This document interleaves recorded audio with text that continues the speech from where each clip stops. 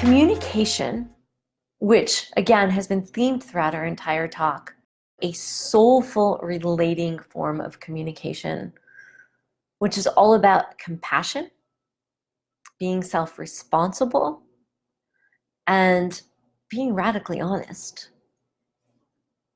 And all those qualities go under that theme of really exercising and having developed your emotional intelligence skills.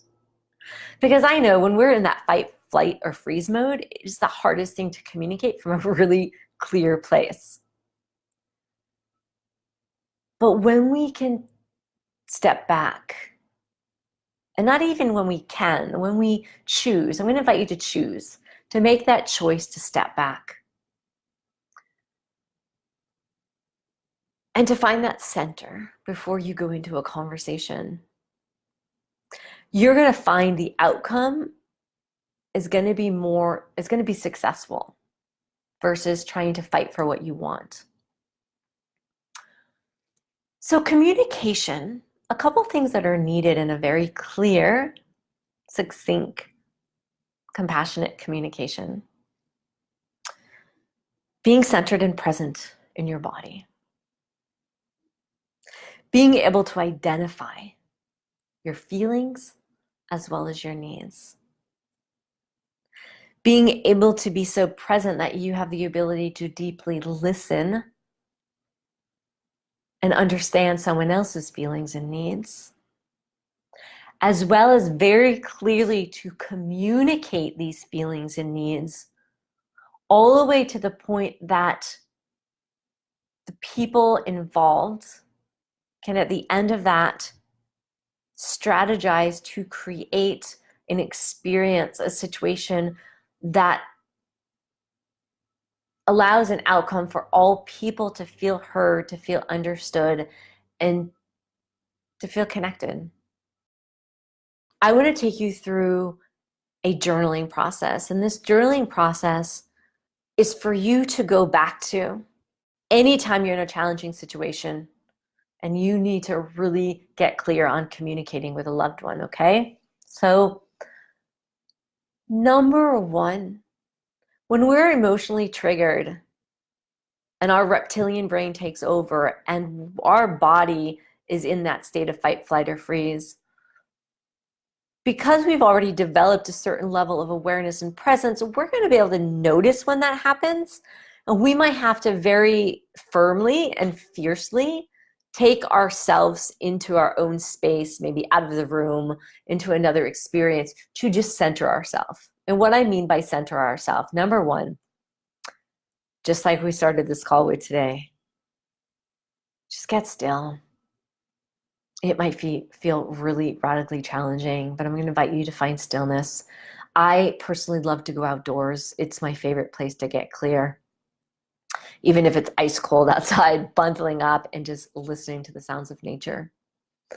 But finding a peaceful environment, the best that you can do in the moment. Take 3 to 5 minutes, connect with your breath. It's going to be really amazing if you're able to bring your breath more so into your belly, because that, bringing it deeper in your body, actually helps more calmness in the body and in your nervous system. So come to your breath, find stillness, find a place of calm as best of your ability. That's number one. Number two, I want you to think of a situation. Think of a current one, an occurring one, or a reoccurring one, or imagine one where you felt challenged, disconnect, there was a disagreement, and you had really strong feelings. I invite you to really tap into that. And I want you to write down, what am I feeling? So the first step of this after you've calmed down is to really know what you're feeling. And you can start with physiological, because that often is easier. And again, that's also a step in calming the brain and the nervous system. So what am I feeling? Wow, I feel angst. I feel panic. I feel frustrated. I feel sad. I feel angry. What are those particular feelings in this situation that you're feeling? Wow, I'm noticing tightness in my body. I can't breathe. And then it might go to, oh, I feel panic. What are you feeling? So the first step is identifying what you're feeling. And then I want you to take a moment to write this on a piece of paper. Write this in your journal. The experience you're visualizing, and then what are you feeling? What were you feeling? And then the next step, that same situation, the people you were with, the people it involves, the person it involves. If you could take a moment and imagine yourself in their shoes, again, to the best of your ability, because sometimes that's not always easeful. It can be challenging. But if you can imagine their situation, imagine their life story, imagine what they're going through, what could you imagine they potentially might be feeling? And to the best of your ability, to write that down. Once you have identified and identified your feelings, imagined what they are feeling, I want you to write down, what am I needing?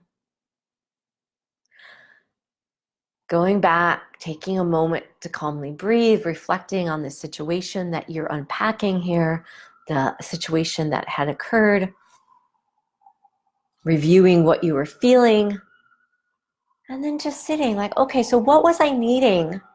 What am I needing?